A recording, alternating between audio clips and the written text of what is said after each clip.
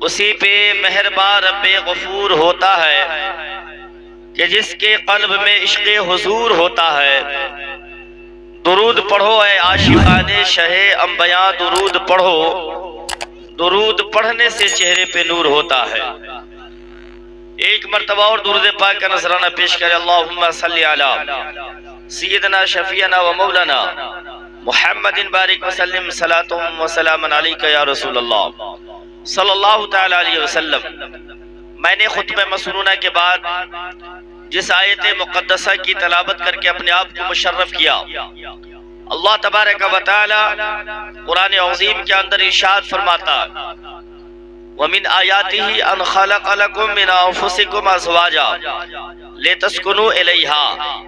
اللہ فرماتا ہے کہ رب کی نشانیوں میں سے یہ بھی ہے کہ اللہ تبارک و تعالی نے تمہیں میں سے تمہارا جوڑا پیدا فرمایا تاکہ تم اس سے قلبی سکون حاصل کرو۔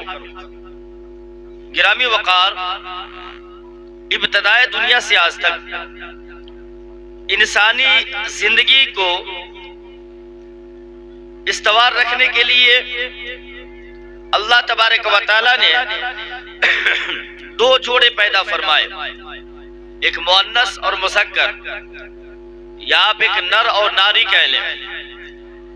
ان دونوں جوڑوں کو اللہ تبارک و تعالی نے جب بنایا تو اللہ تبارک و تعالی نے ان دونوں کو ایک دوسرے سے استفادہ حاصل کرنے کے لیے کچھ شرائط رکھی، اور شرطیں یہ پائی گئی کہ آدمی ایجاب و قبول کے ساتھ جب ایک دوسرے کو اپنا لیتا ہے حق مہر کی ادائیگی کے ساتھ، تو وہ عورت مرد کے لیے اور مرد عورت کے لیے حلال ہو جاتے ہیں۔ لہذا شادی سابقین انبیاء کے ساتھ ساتھ ہمارے اور آپ کے آقا جناب محمد رسول اللہ صلی اللہ تعالی وسلم کی بھی پیاری سنت ہے۔ گرامی وقار، آقا کریم صلی اللہ تعالی وسلم کی 63 سالہ زندگی اگر آپ دیکھتے ہیں تو ایسا لگتا ہے کہ مصطفیٰ کریم نے اپنی 63 سالہ زندگی میں کوئی بھی ایسا پہلو نہ چھوڑا ہوگا جس سے امت کے لیے درس عبرت نہ بنے۔ پیغام امت کی خاطر آپ صلی اللہ تعالی علیہ وسلم نے رسم شادی بھی ادا کی۔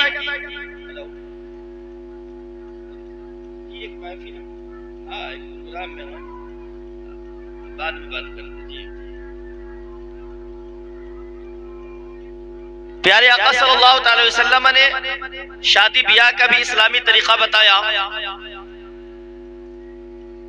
اور یہ شادی سابقین انبیاء کی سنتوں کے ساتھ ہمارے اور آپ کے آقا کی بھی سنت قرار پائی۔ لہٰذا اللہ کے نبی فرماتے النکاح من سنتی فمن رغب عن سنتی فلیس منی، نکاح میری سنت ہے اور جس نے میری سنت سے اعراض کیا، منہ موڑا، فلیس منی، بس وہ مجھ میں سے نہیں، میرا نہیں۔ اس کے لیے بھی شرائطیں رکھی گئیں کہ شادی کی وسعت اور حیثیت رکھتے ہوئے اگر بندہ شادی نہ کرے تو یہ گناہ ہے اس کے لیے، اور وہ بندہ گناہ کا مرتکب ہو رہا۔ لہٰذا جب آدمی سن شعور کو پہنچ جائے اور حق مہر کی ادائیگی کے ساتھ نان و نفقہ ادا کرنے کے قابل وہ بندہ ہے تو شریعت نے حکم دیا کہ وہ آدمی شادی کرے۔ جب ہم تاریخ اسلام کی ہسٹری کا مطالعہ کرتے ہیں تو پتہ چلتا ہے کہ آقا کریم صلی اللہ تعالی وسلم نے جس شادی کے تعلق سے ذکر فرمایا اور اس دور کی شادی کو آج کی دور سے موازنہ کرتے ہیں، تلنا کرتے ہیں، تو ایسا لگتا ہے کہ بیلنس نہیں رہا۔ شادی اسلام میں ایک خوبصورت بندھن، ویواہک جیون کا ایک انمول پل ہوا کرتا، اور شادی اسلام میں بہت ہی آسان بانی اسلام پروفیٹ آف اسلام محمد رسول اللہ نے کرا تھا۔ لیکن آج اس شادی کو معاشرے کے اندر کچھ ایسی غلط سوچ رکھنے والے لوگ ہیں جس نے اس شادی کو جو اسلام نے آسان قرار دیا تھا آج اس شادی کو زیادہ مشکل سے مشکل تر بنا دیا. جیسے ڈیمانڈ آف جہیز، لاکھوں لاکھ روپے کا مطالبہ، فرنیچرز، الیکٹرانک کی جو سامان ہے،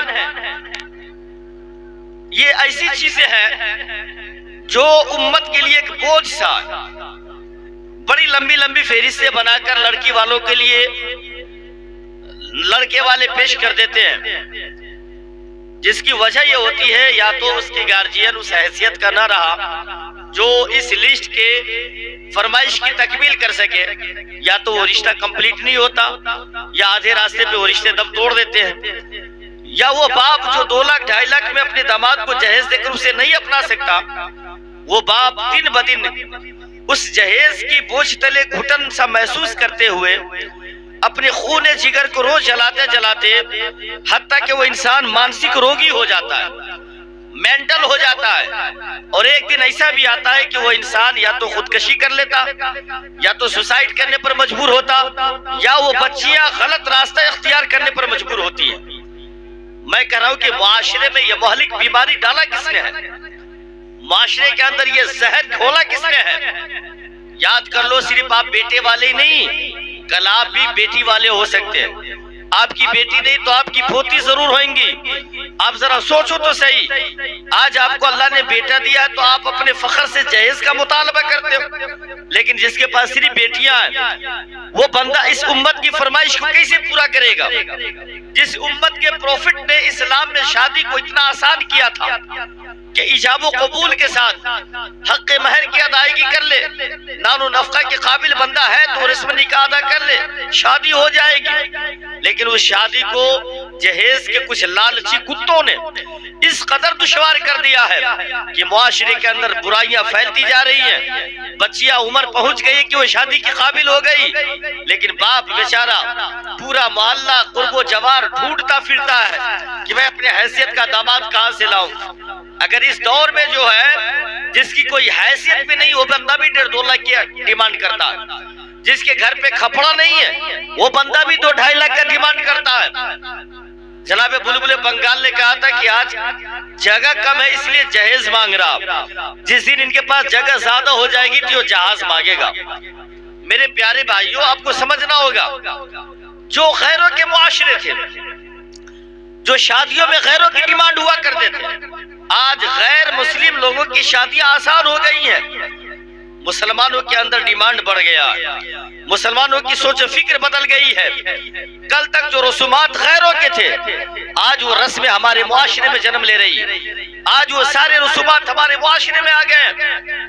اللہ کے نبی فرماتے من تشبہ بقوم فہو منہم، کہ جو جس قوم سے مشابہت کرے وہ اسی میں سے اسی کا ہے. اسلام تو ایک بیلنس کا مذہب ہے، اسلام میں تو استوار برابری کا خیال رکھا گیا ہے. لیکن ذرا سوچو مسلمانوں، نام و نہاد کا مسلمان نہ گئے، شریعت کا کچھ لحاظ و پاس ہمارے اندر نہیں، نہ شریعت کی مطابقت ہے، نہ مطابقت ہے، نہ مصطفیٰ کی شریعت کے لحاظ و پاس ہے. تم کیسے مسلمان ہو؟ معاشرہ کہاں جا رہا ہے؟ نئے جنریشن ہم کو کیا دینا چاہتے ہیں؟ ہم انہیں یاد کر لو، اگر باپ اپنے بچوں کو شروع سے ہی ایک درس دے کہ بیٹا شادی ہونی ہے نا تو شریعت کے مطابق ہونی ہے، شادی ہونی ہے تو مصطفیٰ کی شریعت کے مطابق ہونی ہے، دولہا بننا ہے تو اسلامی کلچر کے مطابق بننا ہے. بیٹا تم شادی میں جہیز کا مطالبہ نہ کرنا. اللہ نے تجھے اگر اس طرح نوازا ہے، تمہارے بازو میں زور و قوت دیا ہے، تو تو اپنی محنت کی حلال کمائی سے cooler, washing machine, fridge, T V اور فرنیچر وغیرہ کا انتظام کرنا. خدا را بیٹی والے کے لیے بوجھ نہ بننا. اگر باپ یہ درس بیٹا کو دے، یقین جانے کہ وہ بیٹا کا مائنڈ اگر شروع سے واش ہو گیا اور اس کے دماغ میں بیٹھ گئے کہ نہیں اسلام کے خلاف ہے یہ جو میرا باپ کرنا چاہ رہا ہے، یا معاشرے میں جو دکھ رہا ہے یہ اسلام کے خلاف ہے، مجھے جہیز نہیں لینی ہے. نوجوان معاشرہ اگر اس بات کو دل میں ٹھان لے کہ مجھے جہیز نہیں لینی ہے، تو یاد کر لے ایک غریب آدمی جس کی بیٹی اس عمر کو پہنچ گئی ہے کہ وہ بھی دلہن بننے کی آس و بیاس لیے، حسرت اور تمنا لیے گھروں میں گھومتی ہیں، اپنے دن کو گینتی ہیں، قسم خدا کی اس گھر میں بھی سہاگنوں کی طرح اس کے ہاتھ میں بھی چوڑیاں کھنکیں گی، اس کے ہاتھ بھی مہندیوں سے لال اور پیلے ہوں گے. تو آپ یہ معاشرے کے اندر اگر سوچ ہماری بدلے گی، ہمارے ذہن و فکر ڈیولپ ڈیولپ ہوگا، ہم اس دنیا کے فتن و فساد سے اٹھ کر ایک نئے معاشرے کا نرمان کریں گے، نئی تشکیل دیں گے، مصطفیٰ کی شریعت اور سنت کو پھر سے ایک نئی زندگی عطا کریں گے، تو یقین جانے لعنت جہیز معاشرے سے ختم ہو سکتا ہے، جہیز کی لعنت معاشرے سے ختم ہو سکتی ہے۔ شرط ہے میرے بھائی کہ ہمیں اپنے معاشرے کے اندر سمجھنا ہے کہ اسلام نے ہمیں کیا درس دیا ہے، اسلام نے ہمیں کیا سبق دیا ہے۔ مصطفیٰ جان رحمت صلی اللہ علیہ وسلم کی پیاری بیٹی، جس کی عفت اور عصمت کے خطبے کائنات عالم فرشتے ملائے اعلیٰ کے عرش الہی کے فرشتے پڑھ رہے ہیں، اس نبی کی پیاری بیٹی جس کے زلف کا ایک سورج کی شعاؤں نے بھی مصطفیٰ کی بیٹی کا زلف کو نہ دیکھا ہوگا، نہ اس کے چہرے دیکھے ہوں گے، اس مصطفیٰ نے اپنی بیٹی کی شادی میں جو دیا ہے آپ کی عقلیں حیران ہو جائیں گی۔ مصطفیٰ جان رحمت نے کوئی واشنگ مشین نہیں دیا، مصطفیٰ جان رحمت نے کوئی فریج اور ٹی وی نہیں دی، مصطفیٰ جان رحمت نے کوئی کولر اور گدے والے بستر نہیں دیے۔ جب ہم تاریخیں پڑھتے تو ہمیں سمجھ میں آتا ہے کہ سیدہ فاطمہ کی شادی میں پانی کی مشق دیے گئے، وہ مٹی کا گھڑا تھا، اور وہ کوئی الیکٹرانک والی چکی نہیں تھی جہاں سے آٹے پیس کر کھائے جائے۔ تاریخ پڑھتے تو پتہ چلتا ہے کہ وہ چکی دی گئی تھی جس پہ پتھر کی چکی، جس سے وہ آٹے پیس کر کے کھانا کے لیے آٹے تیار کرتی روٹی کے لیے۔ پھر پتہ چلتا ہے کہ ان کے گدے میں کھجور کے چھالے بھرے گئے تھے۔ ذرا سوچو تو صحیح، شہزادی کائنات ہے، شہزادی کائنات ہے۔ نبی فرماتے ہیں کہ فاطمہ قطعت منی، فاطمہ میرے جگر کا ٹکڑا ہے۔ کون کہہ رہا ہے؟ وہ نبی جن کی بادشاہت چاند کی چاندنی پر بھی ہے، سورج کی روشنی پر بھی ہے، دریا کی روانی پر بھی ہے، موجوں کی طغیانی پر بھی ہے، آبشاروں کی تبسم پر بھی ہے، کلیوں کی چٹک پر بھی ہے، پھولوں کی مہک پر بھی ہے، آدم کی آدمیت پر بھی ہے، نوح کے نجابت پر بھی ہے۔ کائنات عالم میں جس مصطفیٰ کی صداقت اور مصطفیٰ کے اختیار و پاور کا سکہ چل رہا ہے، جو نبی اشارہ کر دے تو فرماتے ہیں عائشہ میں اشارہ کروں تو سونے چاندی کے پہاڑ میرے ساتھ چلے۔ وہ مصطفیٰ جو زمین پہ رہتے ہوئے آسمان کے چاند کو اشارہ کرے تو چاند ٹکڑا ہو کر قدموں میں آ جائے۔ وہ نبی جن کا اختیار شجر و حجر پر بھی ہے، جن و بشر پر بھی ہے، حور و ملک پر بھی ہے، ملکات و ملکوت و جبروت پر بھی ہے، وہ مصطفیٰ جان رحمت جن کے ایک اشارہ پائے تو پوری کائنات اشارے مصطفیٰ پہ گردش کرنے لگے۔ اس نبی پاک نے اپنی بیٹی کو دینا چاہتے تو مصطفیٰ پوری کائنات سیدہ فاطمہ کی جھولی میں ڈال دیتے، لیکن مصطفیٰ جان رحمت نے سیدہ فاطمہ کی شادی کو سادگی سے نبھایا۔ یہ درس مصطفیٰ، یہ عبرت مصطفیٰ جان رحمت کی امتیوں کے لیے تھی، یہ پیغام مصطفیٰ اور پوری کائنات کے امتوں کے لیے تھی۔ اے لوگوں دیکھو، نبی اختیار والے ہیں لیکن پھر بھی عاجزی کا عالم یہ ہے کہ مصطفیٰ جان رحمت اپنی بچی کو شادیوں میں یہ عطا کر رہے ہیں۔ ہاں، اسلام نے یہ نہیں منع کیا کہ آپ حیثیت رکھتے ہوئے نہ دیں، بلکہ آپ کی حیثیت ہے، آپ اپنی حیثیت سے جتنا دینا چاہے اپنی بچی کو عطا کریں۔ کوئی باپ نہیں چاہتا کہ میں اپنی بیٹی کو خالی ہاتھ رخصت کروں، ہر باپ کی تمنا ہوتی ہے کہ میں اپنی بیٹی کی شادی میں اچھے سے اچھے جہیز عطا کروں۔ اگر مطالبہ نہیں ہے پھر بھی ہمیں اپنی حیثیت کے مطابق اسے دینا پڑتا ہے، اور باپ دینا چاہتا ہے۔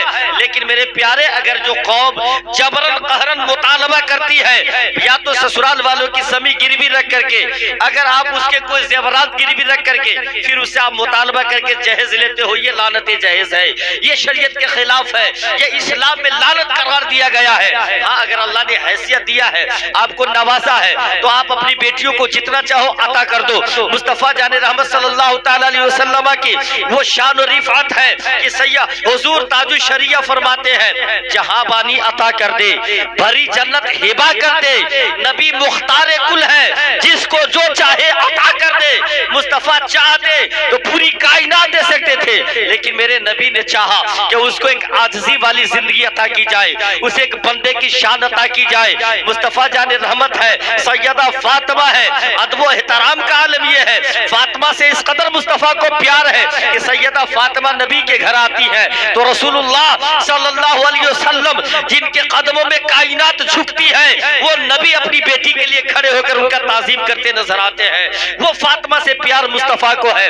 لیکن میرے پیارے، جب شادی کی تاریخ آئی ہے اور بڑے بڑے صحابہ نے پیغام بھیجا ہے یا رسول رسول اللہ میں فاطمہ سے نکاح کرنا چاہتا ہوں، لیکن میرے آقا نے چنا کسے ہے؟ ابو تراب کو چنا ہے، حیدر کرار کو چنا ہے، حضرت کرم اللہ وجہہ الکریم کو چنا ہے، اور حضرت علی مرتضیٰ سے مصطفیٰ کریم نے شادی فرمائی، اور سیدہ فاطمہ کو ایک محبت کے ساتھ، سادگی کے ساتھ ایک گھر عطا کیے گئے، جہاں پھر آپ نے جا کر اپنی زندگی کے ایام گزاری ہے۔ میں یہ کہنا چاہتا ہوں میرے بھائیوں، ہمیں سمجھنے کی ضرورت ہے آج معاشرہ ہمارا کس برائیوں کے دلدل میں جا رہا ہے، نوجوان طبقہ ہمارا کہاں جا رہا ہے، نہ اسے اسلامی تعلیم سے مطلب ہے، نہ اسلامی تہذیب سے مطلب ہے، نہ اسلامی کلچر سے مطلب ہے، نہ اسلامی سوسائٹی سے مطلب ہے۔ آج زمانہ نے ترقی کیا ہے، نوجوان معاشرے کے ہاتھوں میں 4G موبائل آ گیا ہے، ان کو لگتا ہے کہ ساری دنیا میں نے مٹھی میں کر لیا ہے، ساری چیزیں یہ طریقہ اسی موبائل سے دیکھتے ہیں، پہناوا اسلام کا نہیں بلکہ موبائلوں سے ہیرو کا سیکھتے ہیں۔ میں کہنا چاہتا ہوں میرے پیارے، اگر ہماری روش نہ بدلی، ہمارا طریقہ نہ بدلا، ہماری تہذیبیں نہ بدلی، تو یاد کر لو یہ قوم تاریخیں اس کی مٹا دی جاتی ہے۔ جو قوم اپنے اسلاف کی تاریخوں کو فراموش کر دیتا ہے، اپنے پروفٹ کی تاریخوں کو بھلا دیتا ہے، زمانہ اس کی تاریخیں بنا دیتی ہے، زمانہ کی تاریخوں سے اس کے نام و نست و نابود کر دیے جاتے ہیں۔ لہٰذا میں آپ سے گزارش کروں گا، اگر چاہتے ہو کہ مسلمان بن کر جینا سیکھنا چاہتے ہو، آؤ صدیق اکبر کی دہلیز پہ آؤ، فاروق اعظم کی دعوت فکر کو سنو، علی مرتضیٰ شیر خدا کے فرمان کو سنو، عثمان غنی کی سخاوت کے خطبے سنو، تو تمہیں پتا چلے گا کہ یہ بڑے بڑے تاجور کوئی زمانے کے گردشوں نے انہیں نہیں بنایا ہے، زمانے کے کوئی اسکالر نے انہیں وہ نہیں کیا ہے، بلکہ آپ کو سمجھ میں آئے گا طریقے مصطفیٰ میں چلنے کے بعد، شریعت مصطفیٰ کی پیروی کرنے کے بعد، ایک ادنا سے غلام مصطفیٰ کی نگاہوں میں آلہ بن گیا ہے، ایک ذرے نے نبی کی نگاہوں نے ذرے کو آفتاب بنا دیا ہے، صدیق آئے ہیں صداقت کا تاجور بن گئے ہیں، فاروق آئے ہیں عدالت کا شہسوار بن گئے ہیں، علی آئے ہیں شجاعت کا تیور لیے نظر آتے ہیں، ایک ادنا غلام بلال آیا ہے زمانے کا امام بنتا ہوا نظر آ رہا ہے۔ میں یہ کہنا چاہتا ہوں ان کے جو ہم غلام تھے تو خلق کے پیشوا رہے، ان سے پھرے جہاں پھر آئی کمی وقار میں۔ اگر چاہتے ہو کہ زمانہ میں تمہاری تعریف ہو، زمانہ تجھے جھک کر سلام کرے، زمانے میں پھر سے تمہارے پرچم بلند ہو، تو ایک ہی طریقہ ہے اور وہ طریقہ مصطفیٰ ہے، ایک ہی راستہ ہے، وہ راستہ مصطفیٰ جان رحمت کی اطاعت کا راستہ ہے، وہ مصطفیٰ کی اتباع کا راستہ ہے، وہ راستہ ہے جس پر چلنے کے بعد رب کی رضا حاصل ہوتی ہے۔ اللہ فرماتا ہے قل ان کنتم تحبون اللہ فاتبعونی یحببکم اللہ۔ اے نبی آپ کہیں زمانہ سے، اگر زمانہ والا چاہتا ہے کہ اس کا رب اس سے خوش ہو جائے، اس کا رب اس سے راضی ہو جائے، تو آپ کی اتباع کرے، آپ کی پیروی کرے، آپ کی اطاعت کرے، اور آپ کی اطاعت کریں گے تو ان کا یہ خود کو فائدہ ملے گا، اللہ ان سے راضی ہو جائے گا۔ جب اللہ راضی ہوتا ہے نا تو کائنات کو ان کے قدموں میں جھکا دیتا ہے، اللہ راضی ہوتا ہے تو بندے کی دنیا سنورتی نظر آتی ہے، اللہ راضی ہوتا ہے ان کے عقبہ سنورتے نظر آتے ہیں، اور اللہ نے گارنٹی دی ہے قرآن کے اندر مصطفیٰ کا غلام بن جاؤ، نبی کی سنتوں اطاعتوں کا پٹا گلے میں ڈال لو، اللہ تجھ سے راضی ہو جائے گا، اور اللہ راضی ہوگا تو تمہاری گناہوں کو بخش دے گا۔ اللہ غفور الرحیم ہے۔ اے میرے پیارے میں یہ کہنا چاہتا ہوں آج شادی ہو رہی ہے، اور ابتدائے انسانیت میں سب سے پہلی شادی بھی جنت میں ہوئی تھی، پہلی شادی جناب آدم علیہ السلام کی، کس سے؟ حضرت حوا رضی اللہ عنہا سے ہوئی۔ اس شادی کی تھوڑی سی ہسٹری میں آپ کو سناؤں۔ آج انسان ہے اور انسان میں انسانوں سے شادیاں ہو رہی ہیں، یہ آپ ذرا دیکھیں، اللہ فرماتا ہے ہم نے تمہیں میں سے تمہارے جوڑے کو پیدا فرمایا۔ یہ جوڑا کہاں سے آیا؟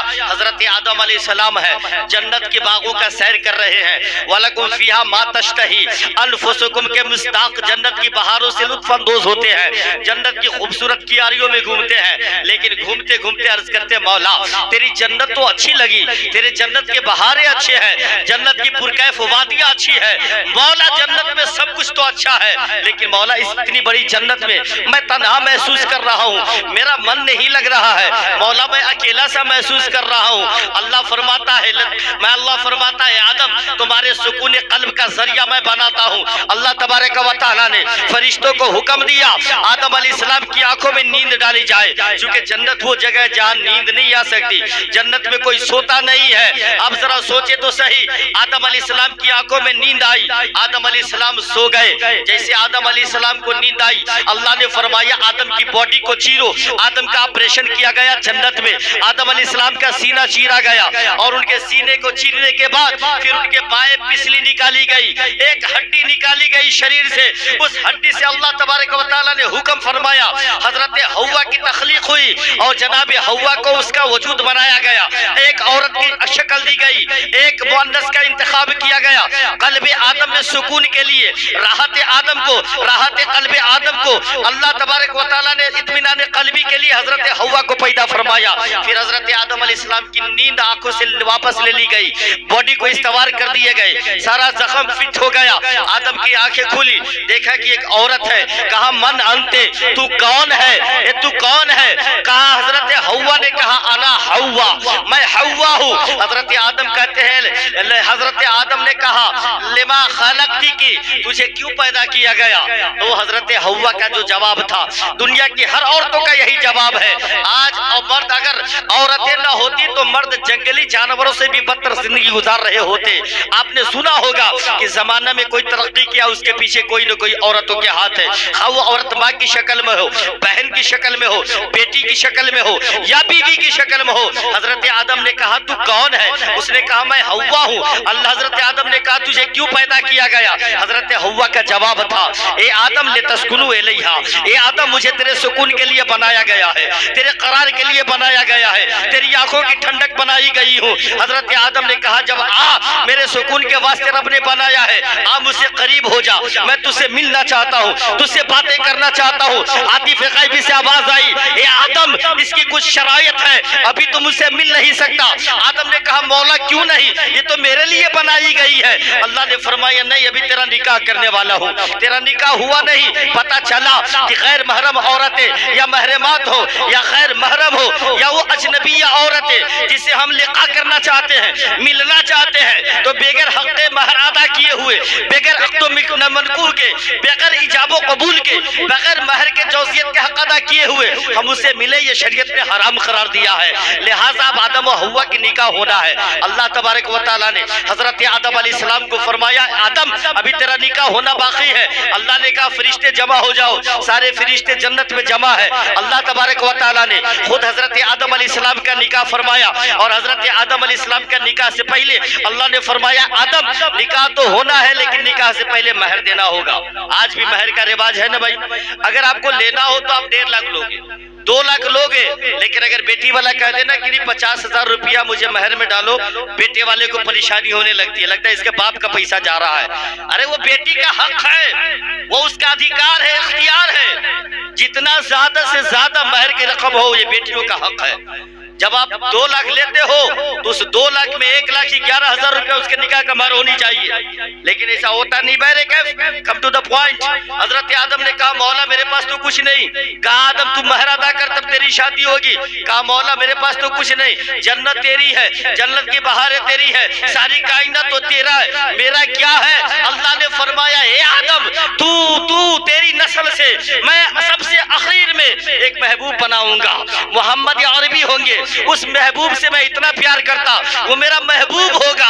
उस महबूब पे 17 बार दुरूद पाक पढ़ ले, ये तेरी निकाह का महर करार पाएगा। अल्लाह अकबर। जरा सोचो तो सही, आदम अलैहिस्सलाम का पहला वजूद जब हुआ उसके बाद जन्नत में रखे गए, वहाँ दुनिया की इब्तिदा भी नहीं हुई है, इंसानियत की इब्तिदा नहीं हुई है, लेकिन अल्लाह तबारक व तआला ने फरमाया मेरा महबूब आने वाला है, आखिरी जमाने में नबी होगा, उसकी अज़मत और शान ये होगी कि आदम तुझे आदमी जिनके सदक़े में दी है वो मोहम्मद मेरा महबूब होगा। उस महबूब पे 17 बार दुरूद पाक पढ़, तुम्हारे आदम तुम्हारे महर का हक अदा हो जाएगा। हजरत आदम अलैहिस्सलाम है, मुस्तफ़ा करीम ने एक पूछा था, किसी ने कहा कि या रसूल अल्लाह आप नबी कब बने थे, अल्लाह ने सबसे पहले क्या बनाया था? हजरत जाबिर है बारगाह रिसालत में अर्ज करते हैं या रसूल अल्लाह अल्लाह ने सबसे पहले किस चीज को बनाया? अल्लाह के नबी फरमाते हैं या जाबिर अन्नल्लाह क़द खलक़ क़ब्ल कुल्लि अशियाइ नूर नबिय्यका मिन नूरिही। ए आदम अल्लाह तबारक व तआला ने सारी कायनात से पहले तुम्हारे नबी के नूर को अपने नूर से बनाया। अब नबी के नूर को रब رب نے اپنے نور سے بنایا. پھر آدم علیہ السلام ہے. اللہ کے نبی فرماتے ہیں کنتو نبی و آدم و بین الماء والطین. نبی فرماتے ہیں میں اس وقت بھی نبی تھا جب آدم علیہ السلام پیدا بھی نہ ہوئے تھے. ان آب و گل کے دوران تھے, ان کا مجسمہ بھی تیار نہیں ہوا تھا. وہ نبی آنے والے بعد میں ہے, لیکن چرچا پہلے کیا جا رہا ہے. اے آدم, اس آخری نبی پہ 17 بار درود پاک پر تیرے مہر کا حق ادا ہو جائے گا. قربان جاؤ